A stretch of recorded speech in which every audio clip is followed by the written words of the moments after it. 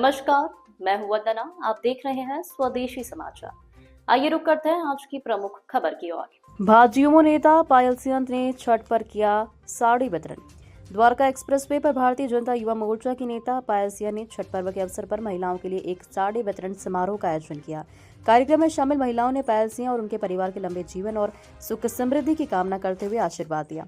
उन्होंने बताया कि पायल सिंह हमेशा उनकी मदद के लिए तत्पर रहती हैं। पायल सिंह ने कहा कि छठ पर्व का मुख्य उद्देश्य संतान सुख और परिवार की खुशहाली है। उन्होंने इस अवसर पर छठ यात्रियों के लिए विशेष प्रबंध करने हेतु केंद्र सरकार और प्रधानमंत्री नरेंद्र मोदी का भी आभार व्यक्त किया।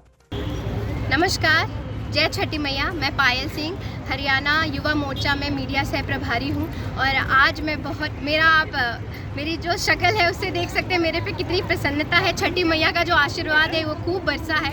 एक छोटा सा मैंने पहल किया कि मेरी जितनी भी व्रती महिलाएं हैं पूर्वांचल की, उनको अपने हाथों से साड़ी और जो नारियल शुभ माना जाता है वो उन लोगों को मैंने भेंट किया है और आज दिल बहुत गदगद है। छठी माता का क्या अहम है, कई माताओं बहनों को पता नहीं है, तो उनको किस तरीके से जी, सबसे पहले सनातन धर्म में हमारी हर एक भगवान की जिस तरीके से जिस प्यार से पूजा की जाती है उसको मैं कोटि कोटि प्रणाम करती हूँ। और छठ पर्व के बारे में मैं क्या कहूँ, उनका एकमात्र नाम लेने से ही मैं बिल्कुल पवित्र हो गई हूँ। छठ पर्व बहुत ही कठिन पर्व है और इन सभी माताओं को मेरे चरणों में मैं प्रणाम करती हूँ कि क्या इतना कठिन व्रत करती हैं। ये 4 दिन का पूरा व्रत होता है जिसमें बिना कुछ खाए पिए, ठंड का मौसम अब शुरू हो गया है, पानी में खड़े रहना, हमारे सूर्य भगवान को अर्घ देना। बेसिकली देखिए ये एक ना हमारी प्रकृति की पूजा है, सूर्य भगवान की पूजा होती है और छठी माता जो माँ गौरा का भी रूप है उनकी यहाँ पे पूजा होती है। तो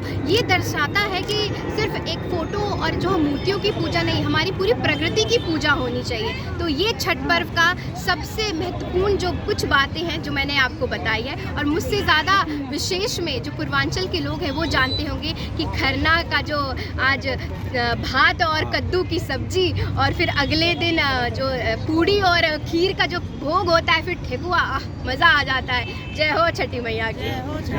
पानी में खड़ा रहना ये किस प्रकार का है? पानी में खड़ा रहना, देखिए हम सूर्य जी के लिए जो हम सूरज भगवान को अर्घ देते हैं, एक ये छठ पर्व ही ऐसा है जिसमें उगते हुए सूरज और डूबते हुए सूरज दोनों की पूजा की जाती है। और ये एक आस्था का प्रतीक है कि पानी में खड़े होके ठंड में अब व्रती यही नहीं सिर्फ पानी में खड़ी रहती हैं, वो ऊपर से भी उन पे जल डाला जाता है कि उनका पूरा वस्त्र, उनका शरीर गीला रहना चाहिए। और जब सूर्य भगवान उगते हैं तब उनको अर्घ दिया जाता है, जब डूबते हैं तब उनको अर्घ दिया जाता है। तो किस तरीके से आप सभी सनातन लड़कियों को, महिलाओं को धन्यवाद देते हैं? देखिए, मैं सबसे पहले तो यही बोलना चाहूँगी कि सनातन धर्म को आगे बढ़ाने का जो बेड़ा मैंने उठाया है, आज की जनरेशन की लड़की हूँ और मैं दिल से चाहती हूँ कि मेरी जैसी जितनी भी यंग लड़कियाँ हैं वो अपने धर्म को आगे लेकर जाए। और रही बात हमारे मोदी सरकार और योगी सरकार की, उनके रहते हुए जो सनातन धर्म का परचम जो लहराया जा रहा है, उसके बारे में मैं जितना भी बोलूँ कम है।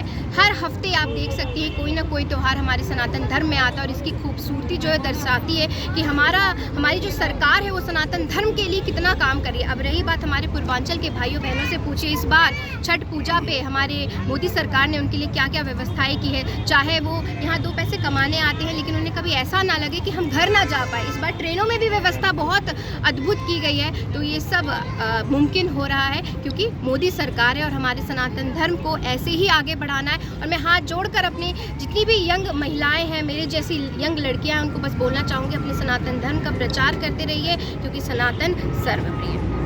धन्यवाद। ऐसे ही अन्य खबरों को देखने के लिए देखते रहिए स्वदेशी समाचार।